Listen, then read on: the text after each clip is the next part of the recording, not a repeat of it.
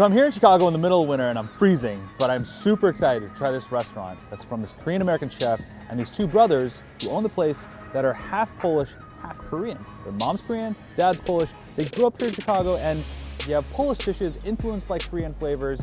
I'm super excited to try it.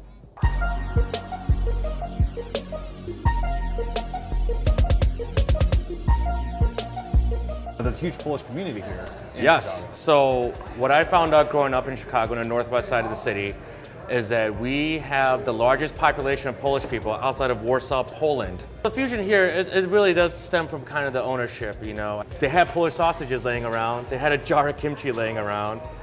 Why not have that act as sauerkraut and put on your Polish sausages, That's right, slather it on. Polish food, I mean, has sauerkraut, has Oh, absolutely. I mean, that seems to be like a big tie. Like, what are the similarities that you see between I mean, Polish the food? similarities, again, like it's all about kind of like slowly rotting food that's delicious, you know? The foundation is still there. The dumplings, the kimchi, the sauerkraut, the rice, the starches, these things are, dominant in both cultures. And the crossover is, it's almost perfect. Like when you think of sour cream, it's a little acidic, has a tart flavor.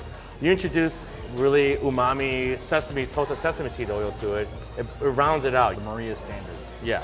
This is like your signature dish. Yeah, so that's basically what started this whole thing, honestly, with the food and the concept of the Korean Polish kielbasa kimchi, exactly. And How did you elevate that very simple idea though? So basically, did a lot of R&D, ate a lot of Polish sausages, and then the kraut, the krauchi is what we call it, and we use all the traditional kimchi ingredients into this traditional red Totally cabbage. different than Napa cabbage. Totally different than OG Korean cabbage. That's our own creation hybrid right there. And then our mustard, we use soju to steep the mustard seeds. Oh wow.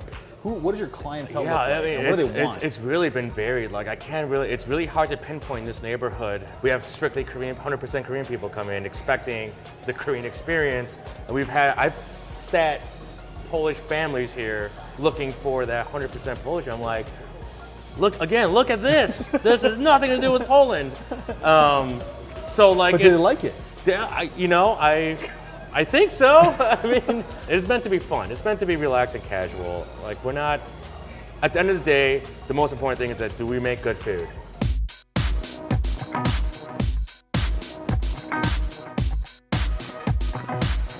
What's really different is that you smell immediately a lot of herbs, and the herbs are like dill and just dill basically, and that's really strange for me because that is not a part of Korean food.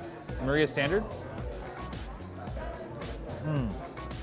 That's really good. I mean, this is just a really, really nice version of a Polish dog. They're not like a Chicago-style hot dog, which I like. This one is more just about the kielbasa itself. I just want to have the real fusion here, right? Because you have the krauchi and the soju mustard. I'm gonna just go for that. It's really good. That soju really comes through when you just have the mustard. I think I need my own side of mustard to put over this. And I love how you get that hit of booziness that's very, it's not really typical of mustard.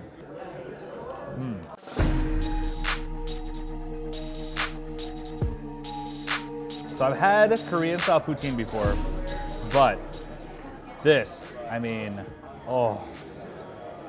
this never gets old. Oh, but I have not had it with this kimchi gravy and freaking bulgogi in here.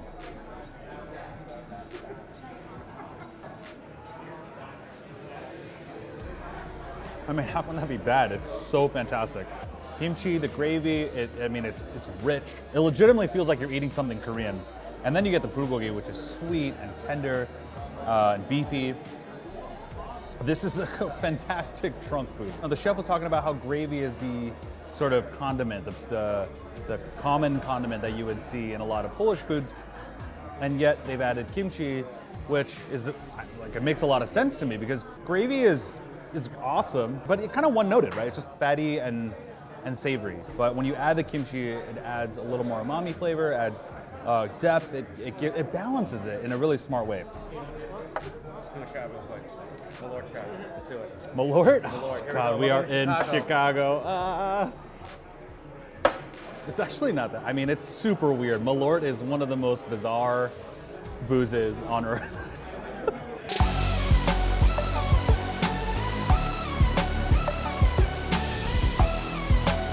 So I'm gonna try this tteokbokki, which is very hard to say, but is kind of an evil dish to me because tteokbokki is a fantastic, just comfort food. So I'm gonna go for this. Let's get one thing clear, is that this is not tteokbokki in the way that you would expect, because tteokbokki is usually boiled. So the rice cakes are very soft and chewy. They're almost like well-cooked pasta.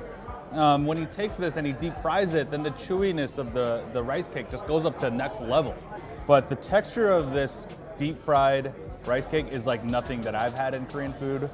I don't know whether I like this or not, but it's pretty evil in the idea of it and the execution.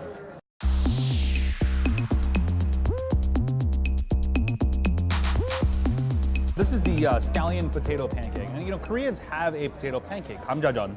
But then at the same time, he actually grates the potato in here to give it that kind of latke feel that you would see in a lot of Eastern European cuisines. And he's taken pork belly, strewn it across the top, and more of this crouchy on here.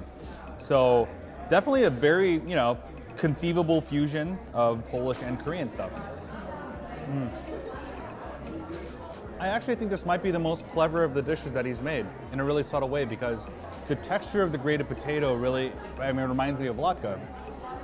And yet something residual from the crouchy that feels like I'm having a Korean dish.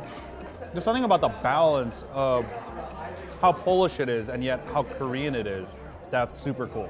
It's nice. I mean, this crouchy is so good. It's so different than Korean kimchi, because Korean kimchi is just, how do we say, it's got this kind of lower punch.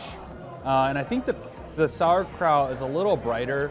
It's a little fresher to me. And I don't know if that's just because the cabbage leaves are a little bit thinner, they're thinly shaved, whereas a lot of times kimchi, you know, with the napa cabbage, you have that nice chunk of the white cabbage that holds up.